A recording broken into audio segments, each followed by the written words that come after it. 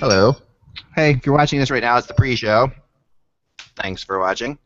It is the weekend is over, and I am just excellent. Well done. I thought we would simulate a Rangers-Kings game behind us today for fun of it. And, yeah, the sound effects will only be on the pre-show. Then we go to serious stuff. Yes, I know it does. So the pre-show is something that it just exists, kind of for those who are fans of the show. The actual show will start in a few minutes. Julie Robenheimer is not here, but I wanted to show you guys our new pet that we picked up. Here she is. Her name is there she is. Panda. I am Panda the dog. I come to you from far, far away. Places unknown and places I see. Yes, there she is. She's very nice. Buzz is not liking this too much, so I'm going to take her back upstairs, but I just wanted to introduce you guys all, and we're going to be starting the show very, very soon. Hold on, be right back. And for the pre-show, you can watch Josh Rimmer eating lunch and Mike Agello with his receding hairline.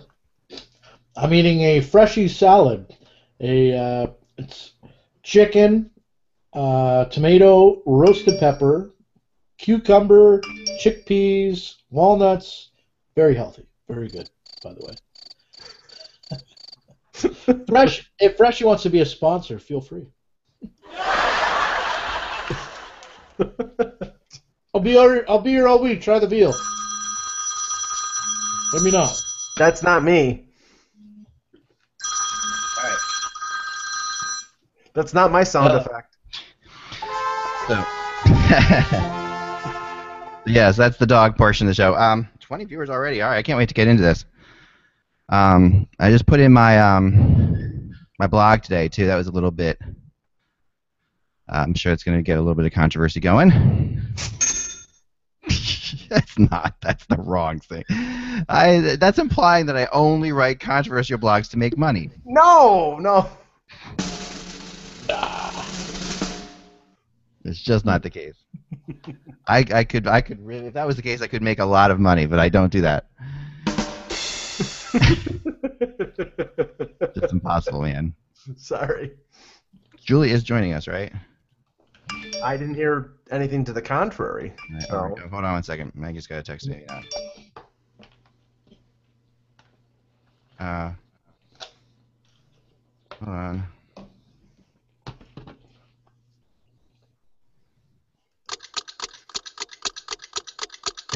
Right. There has to be a way to expand the sound effects on Google. So Julie is going to LA. So this is classic Julie Robenheimer. Okay, so she's going to LA, right? And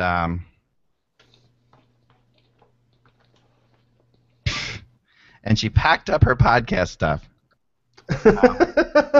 Now she's unpacking it, so we're gonna wait for her to unpack her podcast stuff.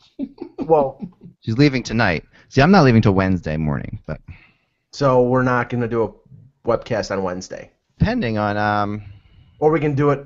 We'll do one at some point on Wednesday. Okay. I mean, we can do one before the game whatever. Yeah. Well, I'm getting in LA.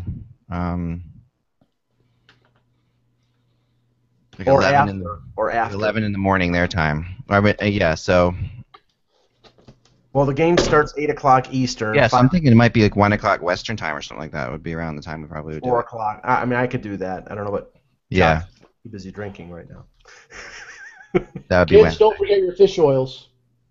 Oh yeah. Did you get the non-stinky fish oils, Josh? I think they are non-stinky. I've not had anyone tell me that I'm stinky. Okay, so there you go. Yeah. And I'm on my second bottle. There's a fish oil that's flavored with lemon. That is. Really? Oh yeah. Prevents you from getting the fishy burps. There are some that are pretty brutal. Yes. It does smell a little fishy. But does it make you smell fishy? Do that instead of smelling salts. I take coconut oil instead of fish oil. So I went to bar mitzvah this weekend, and Another bar mitzvah. Yes, it's starting. My daughter's a year away from hers, right? But I went to one of her friends who happened to be a year away, and Yeah, cinnamon toast and mazel tov. Yeah, so I was just completely. It was. I'm amazed at what young women are wearing to bat mitzvahs or bar mitzvahs these days. It is astonishing and disturbing, and the music they're playing and that. And the new thing, of course, is to have these guys who do these who are like dance mentors, and they go out on the floor, and they're like they're like okay, do this. And then all the girls, get around and are doing this, and then they're like, do this, and then they're all doing this, and it's like, so there's these like, So when are they breaking out the electric slide? Oh, that's no longer existing. There's other things they have. They're like, they're way more suggestive than that. Like, it's like take 2 steps forward, now pelvic, now do this pelvic, pelvic thing, and now, grab your. Gives new meaning to the word hokey pokey. Yeah, turn yourself around, man. That's what it's all about. All about. There you go. So today is a good day, guys. Yes, I Josh. didn't think that was that funny. I got a lot of my cards back. Oh, nice. I got them graded. There's a Steve Yzerman rookie card. Whoa, 7.5? It's got a grading on it. Yeah, 7.5 is what it's graded on. And here's one of my better ones for those card collectors watching us. There's an Alex Ovechkin rookie card. Oh, wow. Look at that collar. I have the collar on the underneath thing. That's awesome. Wow. What Was is it 12? 17. He looks pretty young there, actually. 9.5, which is one of the good ones. How about this? Al McInnes rookie card. Oh, man, he could bring it. 9. Nice. There's a 9. Yeah. Now he's it's funny with all of my cards. This would just be a disaster because I used to strap my cards to my rod hockey game. Oh, jeez. And so I would take the players and I would just tape them to the rod hockey players and and play them that way. So all of my cards look like they've been through the wars. Well, they were. That was a fun thing to do at the time, This one's a hot one right now. Uh-oh. There's a Kopitar rookie card. Ah. Yeah, I want to talk about him. 9.5. He's kind of made it to another place. And a Ryan Nugent-Hopkins rookie card. 9.5. I loved his heavy metal albums years ago. By the way, moviegoers, if movie fans, Eck, I recommend you take your family to go see Blended.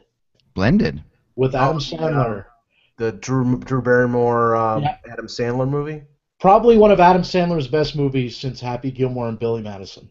Is it appropriate for kids of like all ages kind of thing? Yeah, I think so. Okay. It looks cute. It's like PG-13, maybe even PG. Okay. I don't think there's any curse words in it. There's no nudity. Yeah. It's a family movie. It's very good. I was laughing pretty good. Now none of the audience will go see it. Now that they know there's no nudity, there's no curse words. I'm just kidding. Yes. None of our audience on this podcast, and we're in the movie probably. Right. I've heard the X-Men movie is excellent. Oh, awesome! Best movie of the summer. Better than Godzilla? Yes. Probably 3 times as good as Godzilla, and I thought Godzilla was good. Really? That was probably X-Men's probably one of their best movies they've made. Wow. And I've also heard, I'm not a big fan of his movies recently because they all seem to be the same type of movie. But I've also heard that the new Tom Cruise is. Boy, they're advertising the hell out of that, aren't they? Yeah, I've heard it's pretty good. It's the same guy who directed The Bourne Identity and Mr. and Mrs. Smith, so he's a pretty good director. So. Right. He is a good director. I mean, it does look half decent. I mean, there's a couple. God, if we have to watch those women on the treadmill one more time. One movie I will be going to see this week, guys. Yes. Do not bring your kids to. Is what is it? A Million Ways to Die or something with the. A Million Ways to Die in the West. Yeah, that movie's got great reviews, so I gotta go see that. Great reviews just for simply Charlize Theron. I give her 4 stars in anything. Don't bring your kids to that one, Eck. No, I won't. We're really rough. Like there's a website that I check out once in a while that basically tells you if any movie is safe. Yeah. For kids. And I also give a big thumbs up to Sarah Silverman.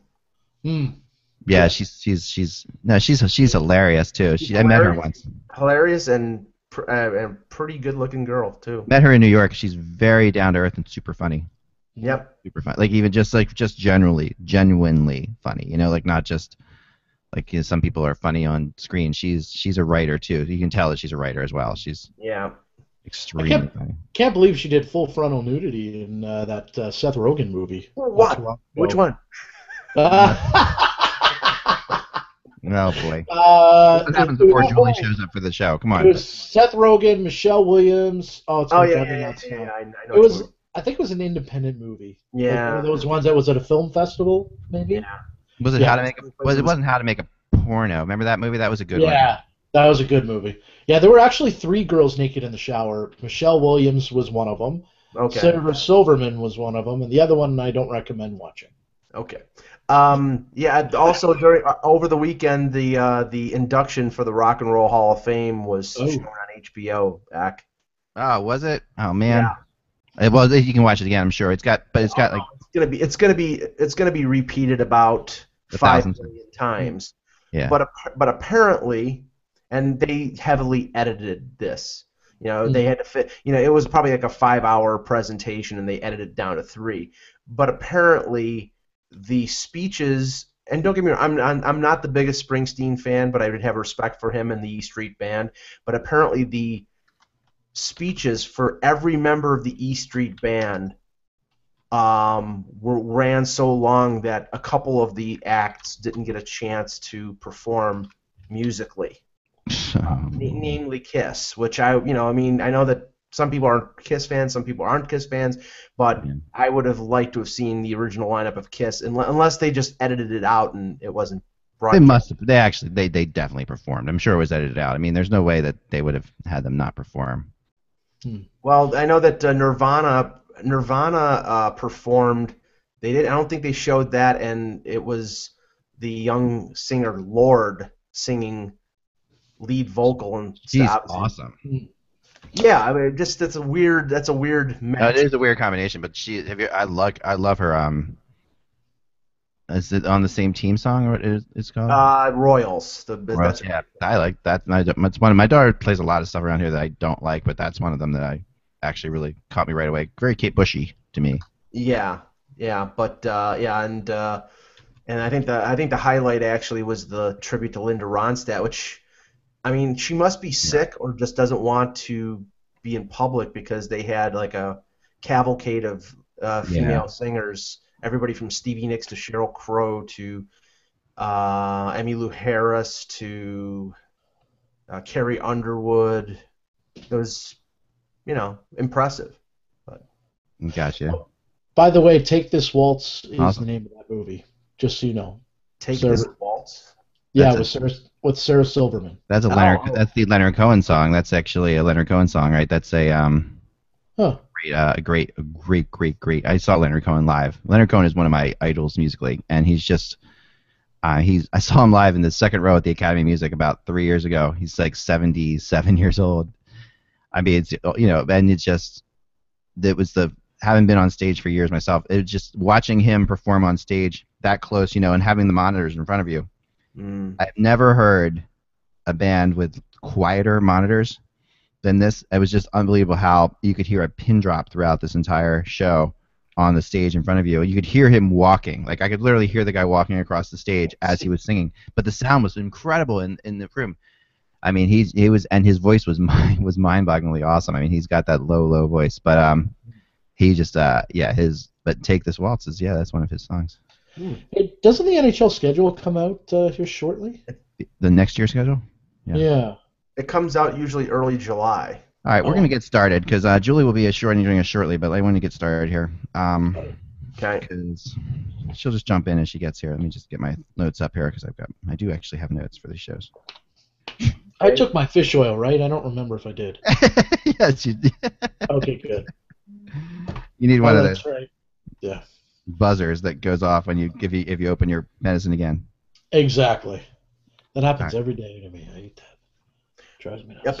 Apparently, what happened was that Kiss did not perform because Kiss wanted to perform with their current lineup and not with the original lineup of Ace Frehley and Peter Criss. They would not perform with the original lineup, so and the Hall of Fame would not let them play with the new lineup, so they just didn't perform at all. That's awesome. No, I mean, I just, I am not a Kiss person at all. I think that I was for a while there. I mean, I liked their logo. I liked a couple things about them, but as a kid, I would write their logo like everybody else would on their book covers, right? But that was about it. I never bought a Kiss album. Yeah, They were horrible at the outdoor game that they played at this last year. And it was the weirdest thing that part of that is the NHL's fault, because the NHL put them onto a stage in the middle of that field. I forget what field that was. Was it Dodger Stadium? It was a Dodger Stadium one. Okay, right. Which is awesome. The Kiss is to LA for me. But so there they are. So they're Dodger Stadium, and that's like probably the wrong thing to say right now, right? But they're I was a member of the Kiss Army. I knew you were. I knew you probably were too, Josh, right? Josh is too young. Josh is too young. Okay. I'm still a little wet behind the ears, guys. Come on. Well, for goodness sake, dry yourself off, Josh. But you got to remember, this is when I was 10. I was a member of the Kiss Army when I was 10 years old. Yeah, we actually were a little young for the members of the Kiss Army. Yeah, I was that weird combination of I liked Kiss, but I also liked Genesis and Yes and Rush and Yeah, I'm with you on that. Talk about the weirdest tour probably in the history of rock. Rush opening up for Kiss. Oh. They did. I think it was for like a year. They opened up for. Can you imagine like Geddy Lee backstage looking at these guys doing their thing out there and saying, "Oh my God, what are we doing?" I mean, it was probably you. I mean, they were thrilled, I'm sure, because Kiss was enormous. Kiss was like the Beatles for a while there.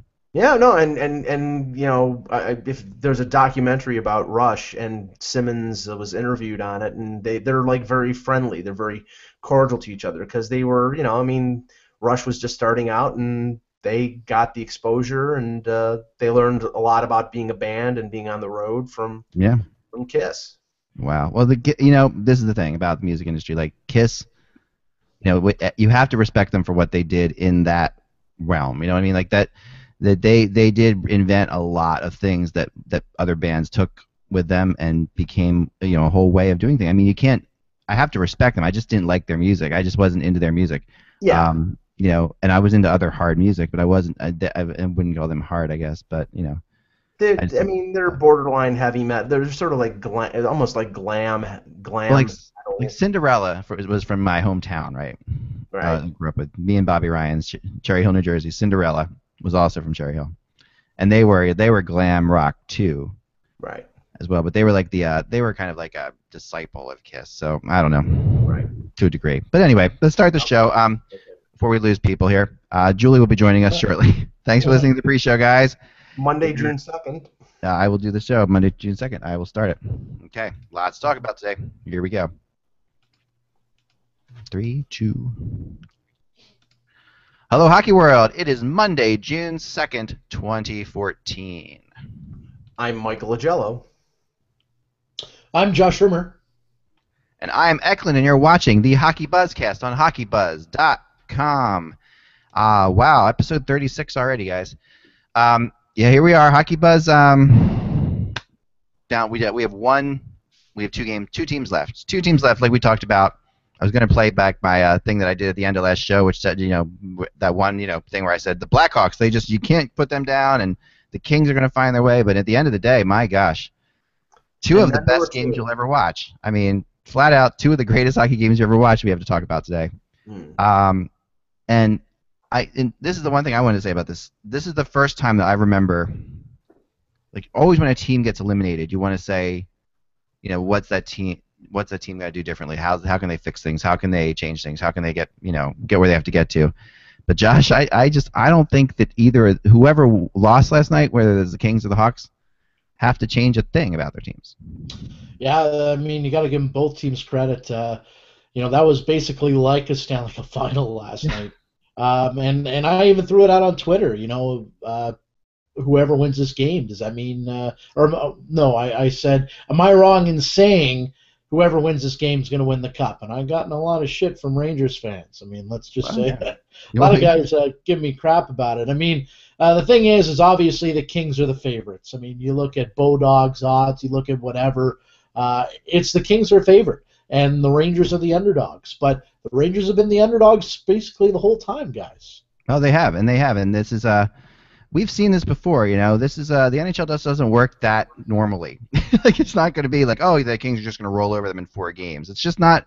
Something odd always happens. Like the Devils series against the Kings, if you remember, it was close. I mean, it was a 6-game series, but it was tight, and the Devils really gave them all they could handle. I mean, it could have ended in 5 games in New Jersey, but it didn't. I think this series will be similar to that. Except I think this Rangers team is better than that Devils team was. I really do. And Mike, your thoughts on that? Yeah, I think the Rangers are a deeper team than the Devils were a few years ago. I mean, just about the series, I thought, Game 6 was incredible. And, I was surprised that once LA got the lead 3-2, that Chicago had the intestinal fortitude to come back, tie the game, and then that goal by Kane to win it was just unbelievable. Yeah.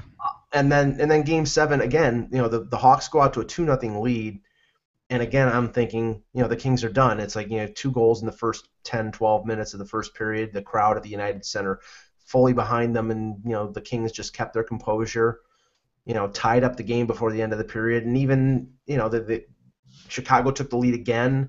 They came back and tied it. Chicago took the lead at 4-3. They came back and tied it in the third period. And it was just great resilience by the Kings. The thing I think that a lot of people are sort of saddened by is the fact that the goal that won it was, and I put it this morning in our morning text. Why is it always a freaky, goofy-looking, fluky goal that ends either a Stanley Cup or ends a series? It's very weird. It's always that, and the goal was Alec Martinez's point shot goes off Letty, and Crawford really didn't see it. I mean, it wasn't a fitting way for the series to end, but it was 2 great games, and both teams are I think are amongst the best in the league. But I do think that there will be some changes in Chicago, namely possibly Marian Hossa. Hossa had his ups and downs. I mean, Hossa was to blame for that tying goal, and people really kind of missed that, I thought, at least on the broadcast last night. That when Gabrick comes in, that's Hossa's man, and Gabrick's with him. Hossa's with him most of the way, although that was really close. I wrote tweet this out too, to being offsides. I never saw like a slow motion replay on Gabrick's tying goal, but Dustin Brown pulled up just a little bit at the blue line, and it was one of those things that you were just waiting in your head, triggered, that reaction that you always hear, the whistle blow at that point when someone pulls up at the blue line. It was tight. It was close. But then Gabrick goes streaking down the side, and Hossa, who they made a big deal out of, is his neighbor, like basically streaking down the wing with him. And to me, the difference in this game was the goalie's abilities to control their rebounds. And that it came down to that was a small. There had to be one difference, and on that play there, Gabrick scores on what Crawford needs to control that rebound. And there were how many times when you saw Jonathan Quick just freeze the puck and wait for a faceoff? He was so much more on top of that part. He looked way calmer throughout that game. Quick did. He had some really. There's one I remember in the overtime where he just reaches up and grabs the puck like this, and then just kind of puts his hand down to the side and catches it. It was no big deal where Crawford was doing the whole save and up like this thing that we see. For those of you listening on non-video podcasts, that's try to understand what I'm trying to say there. But Quick was really basic, and there was a definite uncertainty that seemed to be creeping into Crawford's game last night as it went on. Josh, your thought? Yeah, both goalies were pretty solid between Quick and Crawford, but there was a lot of fluky goals, I think, in this playoff series. And goaltending is going to be, I think, key in the finals, guys. I would say 2 of the best goalies in the league are going to be facing each other.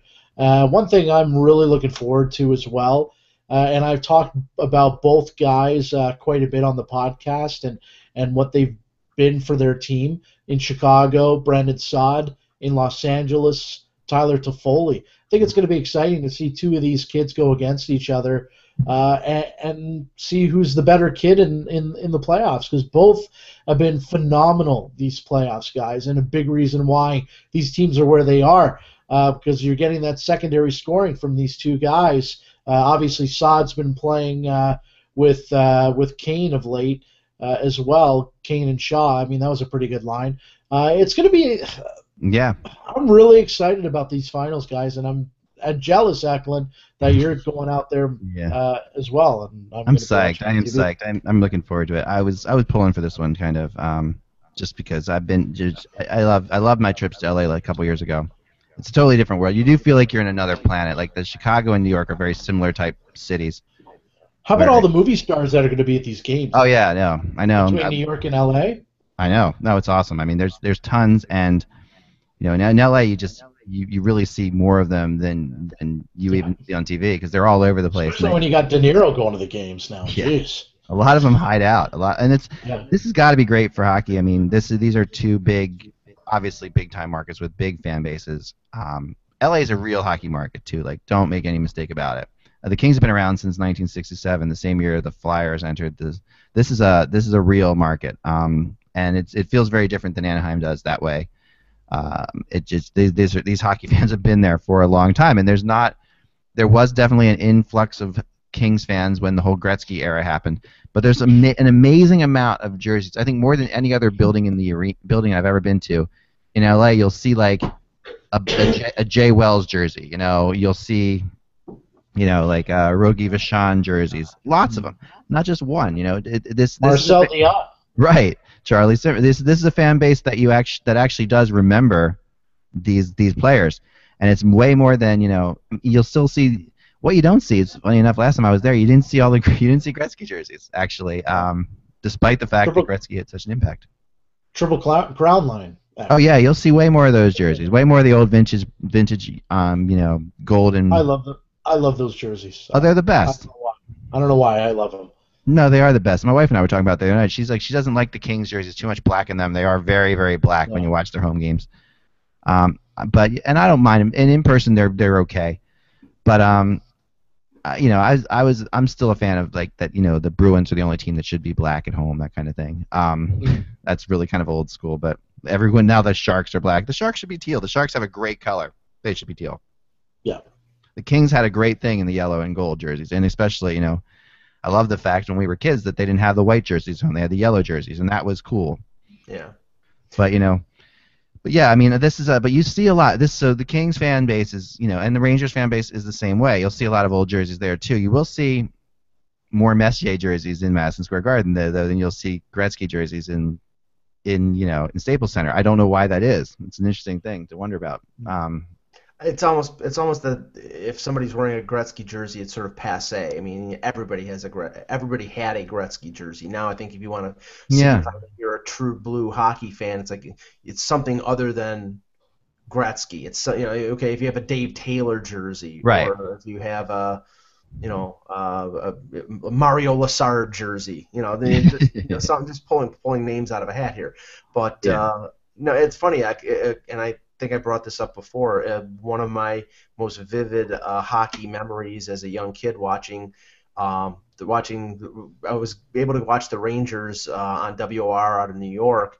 And it was either in the late 70s or early 80s. They played the Kings in a first round series. Yeah, I remember that. And there was a bench clearing brawl in the playoffs. That was a Jay Wells thing. That was Jay Wells. That's where Jay Wells and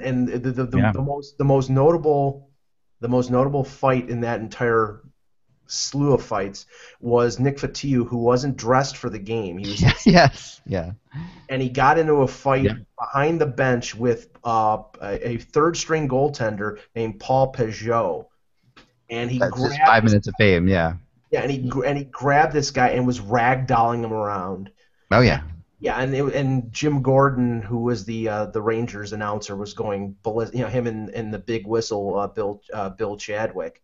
the play-by-play and color team for the Rangers back then, who were phenomenal. They were going crazy. So I don't think we're going to see bench clearing brawls in this series, but there was a certain amount of romanticism and cachet to a New York LA matchup, and I think not only the crowd full of fans. I'm sure in New York we're going to see Tim Robbins there, and I don't know if Susan Sarandon and him share seats anymore because they're divorced. But there'll be a number, Denzel Washington. There'll be a number of and Broadway people as well. There'll be a number of fans at MSG, and I'm sure it'll be equally as star-studded in LA. Well, where's Neil Young go? Is he the? He's San Jose. He lives in right. He's San Jose. That's right. I remember seeing him recently. Yeah, you get a lot of these. Oh my gosh, yeah. It's going to be phenomenal. But before we get onto that, I do want to talk a little bit more about the series because we have to put an ending on this because this is one of the best series of our in our memory. I mean, these two teams just the games were the kind of thing that I wrote out a couple times on Twitter. I said, if you have a friend you're trying to turn on to hockey, make sure he watches this game because this is about as good as it gets. This is where what it's all about here. Patrick Kane's performance in Game 6. I mean that's one of the more epic things. Like if Patrick Kane scored last night in overtime and won that game, I was ready to say, okay, just hand this guy the Conn Smythe now, regardless of what happens in the Stanley Cup Finals, because that's how good he was in that series and how he's won every series. He would have won all 3 series for the Blackhawks in overtime and on goals. And a lot of people think he's not even 100% healthy either, Rick. Yeah, I don't think he is. He's not skating with the puck as much. He's not carrying the puck as much. Now, granted, a lot of that was they were double, triple teaming him, but he wasn't skating with the puck nearly as much. But yeah, he was so good. Yeah, and on that game-winning goal, he got the puck and he basically went back, went along the blue line, cut in, and fired a laser. It's really strange. You look at a guy like Kane and you look at a guy like Drew Doughty. And the puck is going to go in the net before they've even shot. Yep. There's just something that it's going to be a goal. He's got it in a position. It's going to be a goal. He's not going to miss. And Doughty, I don't remember what game in the series it was. I think it might have been game 4, where he hit a point shot, and I knew he was going to score, and he did. Yeah. And then Kane in Game 6. It's uncanny. Oh yeah, it's great. I mean, and Doughty also. I mean, Doughty in Game 7. And not to mention just other games as well. I mean, the two of them, it was like, the immovable force versus the, the unstoppable object type thing. It was incredible. These things were just completely, Doughty and Kane were both willing their teams to win this series at different points. And it would go back and forth in this incredible, Chicago had no business winning Game 6. That game was over. I mean, that Game 6 felt like it was done. And then Kane makes that pass on the first goal.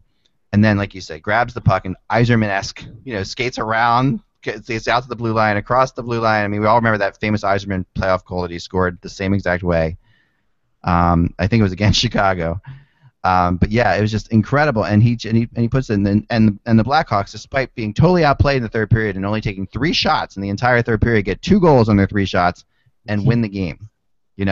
And at that point, you're starting to think, well, Chicago, they're the team of destiny at this point, and that they had to be because that's the way it was playing out. But then, you come back, and then Chicago gets out to the 2-0 lead in Game 7, and you're like, okay, wow, that's, and you're just thinking back to, wow, the Kings, and I have Kings fans who were, I actually did pick the Kings in Game 7 to a friend of mine who was picking against them and said, there's no way the Kings are going to win. And I said, no, they're going to win Game 7 somehow. They're going to find a way because they are just, they should have won Game 6, and I kept coming back to that, third period, how Chicago was up against it and only got 3 shots off, and it just seemed like when a team's in elimination mode and only getting 3 shots off, that team is not going to be able to get up to win Game 7, but yet, they come out 2-0 on 2 crazy goals, I mean, and like we talked about crazy goals, Josh, it's like we're going to see lots of crazy goals in this finals because these goalies don't get beaten normal ways. Neither of them. Quick, that's what Quick and Lundqvist, that's their MOs.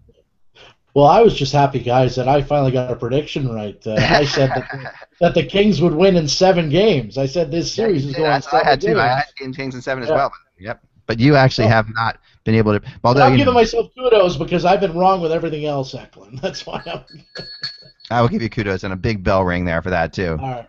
Because you deserve it. You deserve it. And oh my gosh, you're not going to see normal goals in this final. You're going to see teams shoot from everywhere. You're going to see ugly plays. I thought when I was thinking about it in my head, the Rangers had a better shot against the Blackhawks than they did against the Kings. I agree. Just because of the style they play. And there are some people who are, to kind of go back on the Blackhawks for a second, there's some people who actually believe the opposite of what I've said, that these teams don't need to change. They're feeling like the Blackhawks actually got lucky to get out of the first round. Josh? Yeah, no, finish your thought. I just think they got. I'm sorry. Yeah, I should have waited. But I think they got lucky to get out of the first round. They just got past Minnesota. The second round they didn't exactly blow the doors off either. But yet here they are, and so maybe they do need to make changes. I don't see that. But Josh, what are your thoughts on this?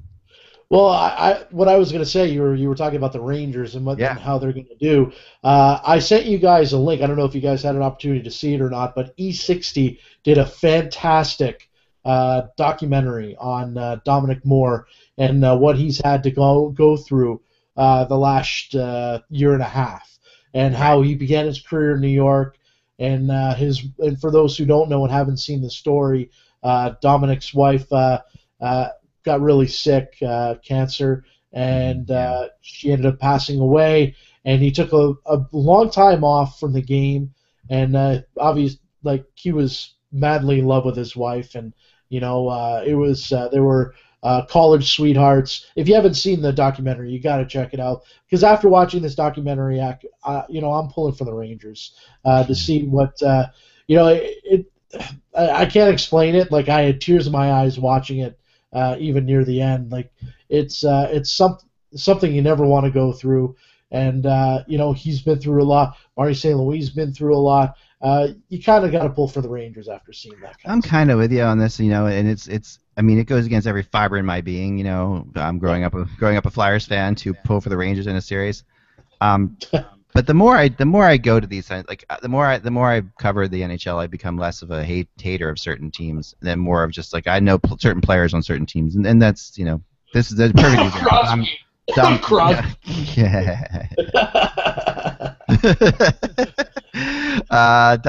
But Dom Moore. I mean, come on. I'm actually like Crosby. You don't like Crosby. I'm fine with him. I take him in doses. I actually really think he's a great guy.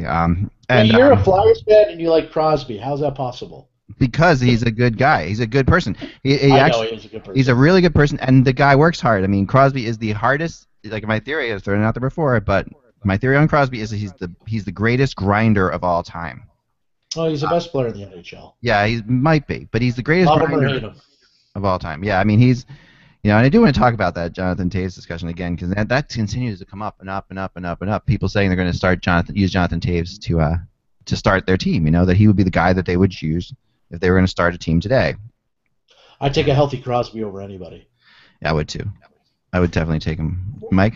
Let me touch on the Chicago situation. I mean, they got as far as they could. I think they probably should have won the game last night based on being the fact that they were up 2-0. I think LA again showed a lot of guts and a lot of intestinal fortitude to come back and win the game. But Chicago, as I was saying before about Marian Hossa, they're in a dilemma with Hossa like the Rangers are with Brad Richards, like the Kings are with Mike Richards, where you've got Hossa on one of those long-term deals. The Blackhawks have their compliance buyouts. I believe Hossa's 33 or 34 years old. He's still a great player, but he's probably going to decline in the next few years. And the question is whether you're balancing the cap hit that you're going to take down the line and the ability of them maybe to go out and, if they compliance buyout Hossa, go out and get themselves a player who may give them some of what he has, who's younger, who's more cost effective. This is the dilemma that a lot of these teams are going to have. What are the Rangers going to do with Brad Richards? What are the Kings going to do after the playoffs with Mike Richards? If they win 2 Stanley Cups in 3 years, are they going to bite the bullet and just keep him in spite of the salary that he has and how long he has left on the salary or on the contract? I think one of the things, Chicago added Chris Versteeg in a trade with Florida this year. Chris Versteeg played terribly in the playoffs, and to the point where he was, I know he was scratched for one game in favor of Sheldon Brookbank. I got in a big fight with Al Samagli on Twitter when that trade was made, saying I can't believe they're going after Chris Versteeg, because I thought Versteeg had absolutely nothing left. And they got him for half price, but the thing is, he's not even worth the $2 million that they're paying him. So I think that the Hawks do have some young players coming up in the system, but right now I think that their challenges are depth. They could not contend with the Pearsons, with the Toffoli's, with the Jordan Nolans that the LA Kings had. The only reason that they won over Minnesota and over St. Louis is, St. Louis was ridiculously injured going into the playoffs, and they even then they were still up 2-0 in the series before the Hawks came back. I think they just out-talented the Minnesota Wild, but they came up against a team that they couldn't out-talent in the LA Kings, and I think they need to add some depth players. Maybe they go after Dave Bolland again. He's a free agent, and I don't think he's going to come back to Toronto. But they have to go out and add probably a couple players, and they might be able to fund that on the buyout of Marian Hossa. I don't think he would go back. Do you guys think that not having David Bolland on the team really hurt the Blackhawks? Did they actually need that, do you think, to get to the finals? Your number two. Go ahead, Ike, I'm sorry. Yeah, he is a number 2 center. You're right. You look at the amount of time Handzus is playing. Now remember, and Handzus is really, really old. He scored a goal, but he was old the first time he was a Chicago Blackhawk, and then he left and went back. So they do need that second center. That's for sure. I don't think Bolin, though, from what I heard, it didn't really end that well in Chicago. I don't think he's going to be back there. Which brings me to this point, which I want to, and Mike, it transitions really well with what you're saying. And it's my blog today, is the elephant in the room in Chicago from people I've talked to all year, which is that they right now the Hawks have to start thinking about this. Jonathan Toews and Patrick Kane are free agents after the next season. Right. The assumption, of course, is that they're going to sign them both for big contracts, but that's a lot of money, one. And two, that's a pretty big assumption from what I've been told on Patrick Kane's part, not Jonathan Toews' part. Like Jonathan Toews, I do believe will stay a Blackhawk and be a Blackhawk for a good long time, for the rest of his career, and he likes it there in every which way. But there are certain things that have happened, like that happened with Bolin, that happened with some other key players that Patrick Kane didn't like, the way things were handled. And he's not going to be that as easy. I'm not saying he's not going to re-sign in Chicago. He's not going to be a Hawk forever. But I definitely think he's going to be a Hawk next year.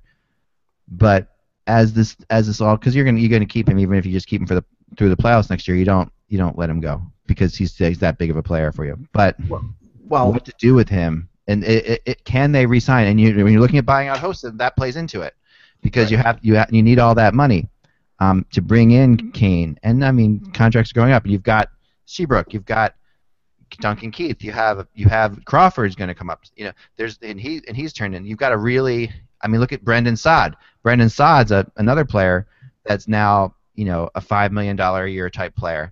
What are you going to do with him? Josh. This is I think it's going to be up to Patrick Kane whether he stays or not. But I think it's not it shouldn't be assumed that he's going to. Well, Stan Bowman obviously is going to have to, try to work some magic, maybe kind of do what Kenny Holland's done in Detroit for so long. If these guys really want to win, take a home team discount, so we could sign everybody. I think that's the only way they're going to be able to keep everybody on board because, as you said, Brandon Saad, kid's been unbelievable these playoffs. I've been watching him the last couple of years. I knew that he was going to be a star in the league. Yeah. It's just sad that Toronto can't find a guy like that. Early on in the draft. Yeah. They can sign Brandon Saad to an extension this summer. He's on. He's not a problem yet, but he's still. He's getting there, and he's and Shaw. And Shaw. Look at there's certain players like that are Bolin-esque to this team. I consider Shaw very similar to Bolin, right, for this team. And can you keep? And with Saad, you can actually wait until his contract expires since he's an RFA, and then sign him to a bridge deal. And the same thing with Shaw. The thing is with Kane and Toews. I don't think that's true with Shaw, but let me check on that. Continue. Well, okay.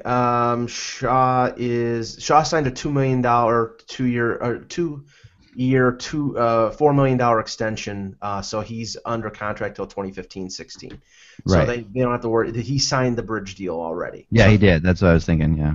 Yeah. Now, with Kane and Taves, if they're going out to get franchise player money, then one of them will be traded. They're going to have to do what Crosby and Malkin did in Pittsburgh and take less than full value. If they, if they take $9 million a year, and you got to remember with the cap going up, if it goes up to, say, in the next 2 or 3 years, the speculation is anywhere from $80 to $85 million, then $9 million is affordable, and they can still build a team around those guys. But right now, with a $70 million cap, if you have to sign them for $9 million, but now the thing is, they have one more year left in the deal, so it won't kick in next year. But they're gonna want. I think that both of those players, after taking less than full value on this last deal, they're making 6.3. They're gonna want $9 million, and they deserve $9 million. Oh, they do. They do. There's no question about that. They deserve $9 million, and somebody's going to want to give. Somebody will give Patrick Kane a max contract. Somebody would out there. There's no question that there's a team out there that would give him whatever that max is. If it's $10 million or whatever the max is at that point, they'll give it to him. But I disagree with you in one respect, Ak. I think that this will be resolved this summer because they're not going to risk it. They're not going to risk Patrick Kane. I mean, I agree. Taves is the guy that they'll keep no matter what. Yeah.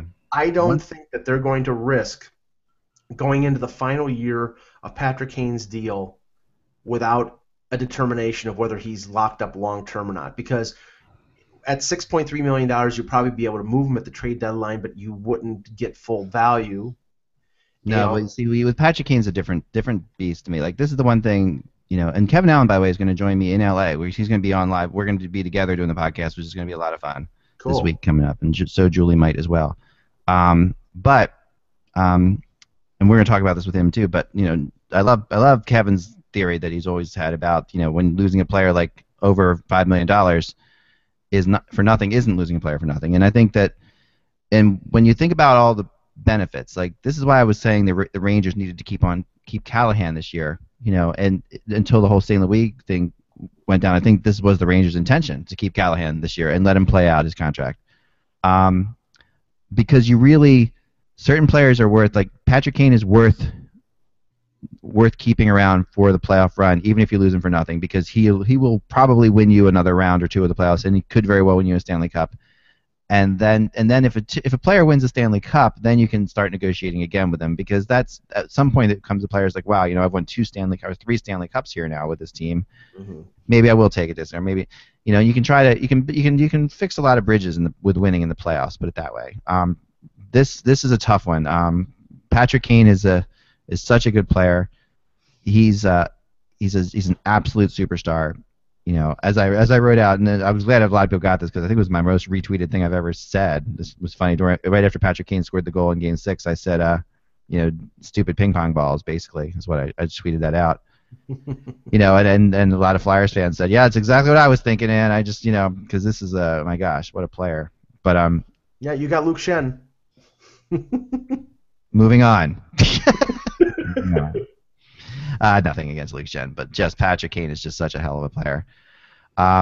Yeah, I mean, so Josh is. So you've already said, Josh, because I want to just finish this one thought. You've said now to me that you think you would start Crosby. You would take Crosby over Jonathan Taves to start your team. Yeah, I would. Yeah. I would. What are your reasons there? Well, I mean, and when he's at his healthiest, he's the most dominant player in the league. I mean, not only can he score, but he's got great vision on the ice and can make the nice pass. I mean, the guy, lights out. In my opinion, I think he's maybe 10, 15 points more than Jonathan Taves. Yeah. Okay. Mike, who would you take? Well, I mean, first of all, I think the scenario is, you have to take the player the way they are and not where they are right now. What we hope. I hope Sidney Crosby stays healthy the rest of his career, but missing almost a complete season because he played every game this year. So no. I mean, in the past. Yeah. With concussion issues, I mean that has to be a factor, and he seems to be fully recovered from it. He still a phenomenal player, and I think one of the best in the league. But I would stick with taking Jonathan Toews. I mean, I think he's a better two-way player. I think he's a better defensive player than Sidney Crosby. Crosby is very good on face-offs. He's a preeminent offensive player. I sometimes question his leadership abilities, whereas Toews I think is a great leader and has shown that a couple times leading his team to Stanley Cup victories. That's interesting. And Jonathan Toews does not have an equal to Evgeny Malkin taking the heat off of him. Oh, see, now you lost me on a couple of those things. So first off, let me start here. I do not think that Jonathan Toews is a better leader than Sidney Crosby. I think Crosby, have been in both locker rooms, and I honestly think that Crosby is as good a leader as there is in the league. Jonathan Toews is a great leader too. He's a better two-way player, yes. So let's step back to this point 2 on this. He's a better two-way player than Sidney Crosby, kind of. Crosby is better defensively than people give credit for. And Crosby's also better in the corners than Jonathan Toews is. So if you're gonna actually say, if I want to, and I'm not so sure that if I'm gonna start a team with one player, I'm looking for a two-way player. Honestly, I'm looking for somebody who's so good at one thing, there's just a dynamite scorer or a shutdown like Shea Weber type defenseman. Mm-hmm. That they don't have to be two ways for me if they're that good at something that is just better than their because I can find two-way players, I can find defensive specialists, I can find people like that for my team. But I see, to me, like I said, Crosby's the best grinder to ever play the game, and he is the toughest superstar that's ever played the game. If you're going to put superstars in categories, he's he's up there with this sounds crazy to people, but he's up there in my opinion in toughness with Gordie Howe. If you're looking at who are the toughest, he is physically tough. Mm-hmm. He is. People look at him as a whiner and a crier, and like I said 1,000 times, we all hate that, and everybody hates it. I hate to see it, but he's not the first. And Phil Esposito, Wayne Gretzky, Mario Lemieux, these guys have all been hacked at and pulled down because they're too good for the league, and you have to take a penalty to defend them, and so therefore every time they grab the puck, they feel like they're being, someone's doing something illegal to them. So that after a while, if they don't complain, they feel like they're not getting anything. So part of being a superstar is, I think sometimes this works against Claude Giroux, to be honest, because he gets pulled down and doesn't complain about anything. But that's just an opinion. So yeah, all those things, and and the last thing you said, Mike, I'm not sure. I forget what it was, but it also was. Well, you could say that Patrick Kane is the Evgeny Malkin that takes the heat off of. Oh, that's right. You said that. But I'm talking about you have a 1-2 center combo, like Crosby and Malkin. It benefits Crosby to have a guy who's almost as good a player as him, and I don't think Malkin is as good, but almost as good as a threat to take some of the heat off of him. Whereas Toews, again, Michael Handzus is their number 2 center right now. It used to be Dave Bolland. You shut down Jonathan Toews, you shut down the Hawks. Well, their defense is also their number. Their defense is so offensive that I think that plays into the Chicago. That's their defense is such a big part of their offense. Duncan Keith is probably he's one of their best scorers. So Seabrook the same way. Josh, you want to weigh in on this? Nah, you don't have to. I made all the right points. Thank you, Josh. You were absolutely correct. I don't have anything else to add. Yeah, I think Josh is on my side, so you're wrong, Mike. I think that's what. You say, as my son the other day, we were trying to come up with new sayings. This is a really kind of crazy story, but when I was a kid, there was this family next to us, and they were building. We could hear them all the time. There was a smaller place, and so they could hear them all the time. They were screaming at each other all the time. There was this couple always yelling at each other. And one day they were redoing their living room, and he was building a closet. They're building some kind of closet work. We only heard the screams. And he yelled, or she yelled, "Don't build me a closet I have to walk sideways into!" Screaming. She started screaming this 10 times across the house, so we would hear it all, the whole thing. And that became an expression in my house. Don't build me a closet you have to walk sideways into, meaning don't do something nice for me that's going to turn out to be a pain in the ass later. So I did a thesis in college trying to make this expression into something. I called up newspapers. I tried to actually turn this into an actual expression, and you couldn't. And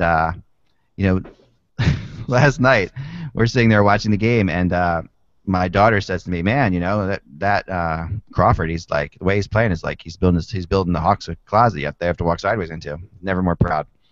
So, just have to say. Chip off the old block. Chip off the old block for sure. Yeah, I guess that's all the time we have for today, guys. It was a quick show. Thanks for all the viewers. Lots of people watching today. Really, really fun. It proves we can do a show without a blonde chick once in a while. Not Josh. I actually had one other thing I wanted to add before we Please end do. this podcast. Yeah. There's a lot of speculation going around, and I've been told there might be something to it, that the Hurricanes and Maple Leafs might be discussing a deal with Dion Phaneuf and Eric Staal as the two components. I don't know if anything's going to happen or not, but apparently might be some discussions going on in the background. Got to bring this up earlier in the show. We got to. Usually we do rumors at the end. That's just No, I know. We kind of did them there with Kane, I thought, but that was the whole. Mike, your thoughts on? Let me just give one thing on that. Go ahead. The Canes were in on Dion Phaneuf last year. They were very interested. The Leafs apparently wanted the first round pick that they had in the 2013 draft. That was a non-starter. I think the factor here is they're looking to shake things up. Staal has an over $8 million contract. I mean, not to say this is a guarantee of anything, because nothing is a guarantee of anything, and I'm sure there are probably other teams out there who would be interested in Eric Staal. But Carolina's defense has been weak for a number of years, and adding a guy like Dion Phaneuf would make sense. So I would put some credibility into a Phaneuf deal. I actually wrote a column about Joe Thornton last night, and the possibility of a captain for captain deal between San Jose and Toronto, because with Dan Boyle leaving, and Bob McKenzie came out on Friday and reported that they're going to trade Joe Thornton one way or the other. If he has a no move clause, so he could stop it, but if the organization says we're going to strip the C off of your chest and we're going to go in a different direction, he's a proud guy. He'd probably say, okay, trade me. The only question is whether Joe Thornton would want to open himself up to the media frenzy of Toronto, which I'm not 100% sure about. But I think Dion Phaneuf is going to be traded. That is my feeling. There has to be this culture change in Toronto. I don't see them moving Kessel. I don't see them moving a cost-effective James Van Riemsdyk. I think Dion Phaneuf will be moved, and if they make an Eric Staal for Phaneuf deal, I think that would be a pretty good move. Yeah, here's what I'll say on this so far. Like I've been following this because I've been working on the rumor chart, which comes out tomorrow, hopefully, hopefully tomorrow, if not Wednesday. So I looked into Dion Phaneuf. I looked into Eric Staal. I think my opinion on this rumor, right, as of where it is right now, and not to be like the negative Nelly on it, is that I think this is an attempt to start the market on Dion Phaneuf, and trying to get him. I don't think that Eric Staal is going to be traded for Dion Phaneuf. That's just my opinion right now, as far as what I've heard. But they're like, okay, they are trying to get a market going for Dion Phaneuf. So I do believe that he will be traded as well. Yeah. We talked about this before, but I'm sort of in the impression that he's going to be harder to trade than people seem to think he is, even though he is what he is. Yeah. I could be very wrong. I mean, a lot of you guys think I'm wrong. Kevin Allen thinks I'm wrong. So, I mean, I could be very wrong. Nelly. I'm not being a negative Nelly. I'm not. I mean, the market, as you said, the market already started a few weeks ago. The market already started a few weeks ago when Nick Kypreos came out and said that the Leafs were shopping him to Western Conference teams. But that's the thing. The market shouldn't start when Nick Kypreos says they're shopping him to Western. No. I'm not saying that. I mean, I think that just reflects what's probably been out there since the end of the season, is that they are going to move him, or they are going to try to move him. And with Matt Niskanen as your best option as an unrestricted free agent, and that's not slagging. I'll throw this out there, even to help you there, Mike. I think Niskanen's not going to be a free agent. I think he's going to sign with Pittsburgh very soon. I heard that could be done any day now. So Right, and that makes the market even more thin. And if that's the case, then Dan Boyle is your number one guy. yeah, 38-year-old Dan Boyle, Andrei Markov. I mean, Brooks Orpik, who's has had a slew of injuries, and there's not a lot of stuff out there in terms of blue liners. Whereas Dion Phaneuf is healthy. He's 30 years old. He plays a 2-way game. I think he's a top 20 NHL defenseman. But he's being paid like a top 5 NHL defenseman. But I think that will fall into line as PK Subban probably gets $8.5 to $9 million this summer. I really want to see what happens with that one because I am very, very much questioning how much PK Subban wants to play for Michel Therrien. Just from a lot of stuff that I've heard. I mean, it's a lot of money. He does love being a Montreal Canadian. There's no question about that. But I am really surprised that I'll be really surprised if it's a long-term deal if Therrien still coach. Put it that way. I think if it's very short. And there's our Therrien shot of the podcast. I had to take one last one. By the way, this will be ongoing during the summer. What happens first? The Subban contract signing or the Michel Therrien extension? Yeah. By the way, guys. Yes, Josh. By the way, guys, I think Phaneuf gets an extra $1 million a year just so his wife is in the stands at the Leaf games. So you have something pretty to look at when you don't have something pretty to look at on the ice. That's hilarious. Yeah, I'll be here all week. Try the veal. Yeah, nothing pretty to look at on the ice. That's a good show title. But that's not the case. That's possible. Very, very possible. Nicely done, Mike. So I guess we'll definitely get into more rumors. This is the worst when the conference finals end is when the rumors always guys. This is when they take off. That's why the rumor chart's going to be ready to go. Because I know a lot of teams out there. There's only really 2 fan bases that care about this anymore, with the exception of the fact that I think there's just so many hockey fans, and I think that just love watching the playoffs, like we do, and are just so into it. I mean, when you're not a fan of either team, it's such a fun thing to watch. When you are a fan of either team, it's just excruciating. I can't imagine last night being a Kings or Hawks fan watching that game. I just there was no way either team could. It really was a coin toss. I mean, either team could have won that game at any point. And they say this all the time, but honestly, that really was the case last night. Like that could have bounced.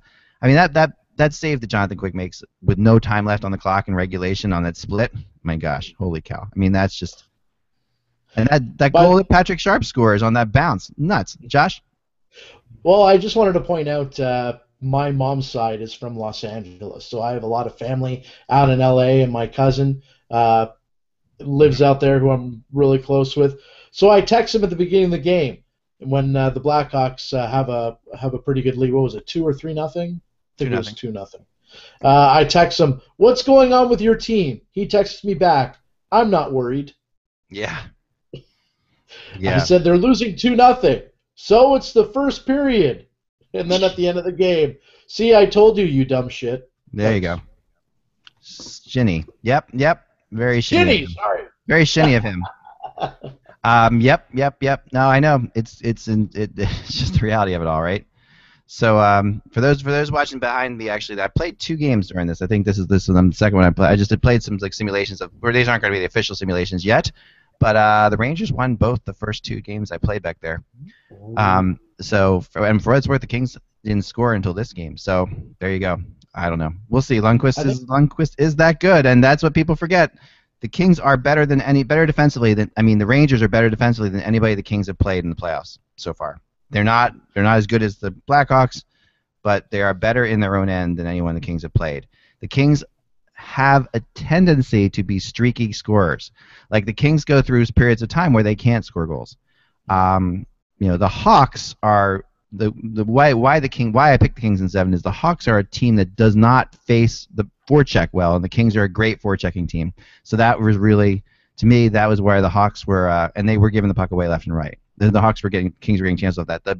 The Rangers are good at defending the forecheck, and it's not going to. The Kings are going to have to score off the rush, so it's going to be a way trickier thing, and they can frustrate you. And the Kings have a tendency when they get frustrated to stop scoring in bunches as much as they can score in bunches. So that's why I think this whole thing could shut down into a really low-scoring series. That's my prediction. It's going to go 7 games really low scoring. We're going to look at like soccer scores, like 1-0, 2-1 games here or there, double overtime games. If it's a soccer score, it's 1-0. Right, 1-0. Sorry, no penalty kicks at the end. Isn't the theme of the LA Kings these playoffs? We play better when we're behind. Oh yeah, and that's the other thing. They're not a great favorite. They don't like being the favorite. They're not the kind. That's not their role. Yeah. All that against New Jersey early in that series. They definitely. I mean, it's a big shift going from playing the Hawks, coming back from 3-0 against the Sharks. Mm-hmm. It's a big change. I had also wanted to bring this up before the show ended here. I do have one of these. Oh, nice. Your vintage, except I happen to have a Wayne Gretzky jersey. Well, that's appropriate because as my good friend Jeff Merrick has informed me, the crown on the LA Kings jersey is actually a Queen's crown. Yes, it is. That is the case. That is. Hey, actually, speaking of Gretzky, guys. Yep. It's been awfully quiet on whether or not he was going to go to Washington. I'm guessing that's not happening now that they have a GM and coach in place. It seemed very iffy the whole time to me, but maybe there. No one's talking about it anymore. There was something to it, but yeah, nothing. Also, I think there's a little dance. And I'll end this with the final rumor of the day. There's a little dance going on right now with the Panthers and Dan Bylsma.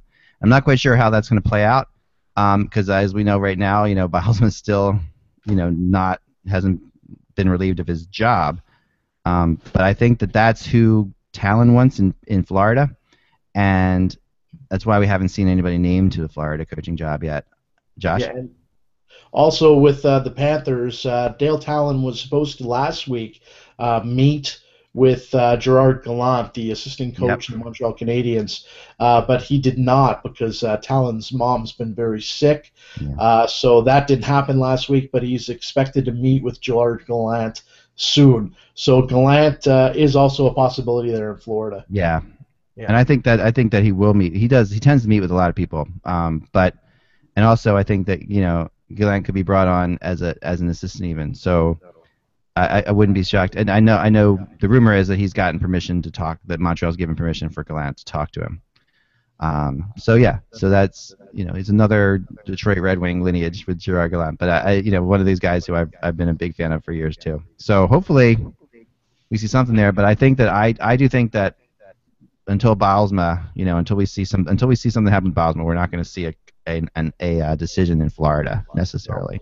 Pittsburgh has to have a general manager before that decision's made, and I know that there were a couple reports that Tom Fitzgerald was gaining in the possibility of being the GM. But I've also heard the Pierre Maguire talk continue, and I don't know if I believe any of that. I do. I do. I didn't before. This is the first time, and this is the first time of Pierre Maguire rumors that I've actually believed them. Like in Minnesota, I wasn't buying it. But I do in this case. I do. What about Doug McClain? Yeah. I believe Pierre more than Doug McClain. Yeah. I don't know. I don't know if I can see Doug McClain, Crosby, Malk. I can't imagine that scenario. But that's like a whole different can of worms. But no, I mean I like Doug McClain, so we'll see what happens there. All right. That was good, guys, and I'm sorry we are going to do rumors at the end of every show, and especially more now that we're where we are at this point. So we'll talk to you soon, guys. Remember, without the buzz, it's just hockey. It's just hockey. Oh boy. We'll see you tomorrow before heading to LA. Thanks, guys.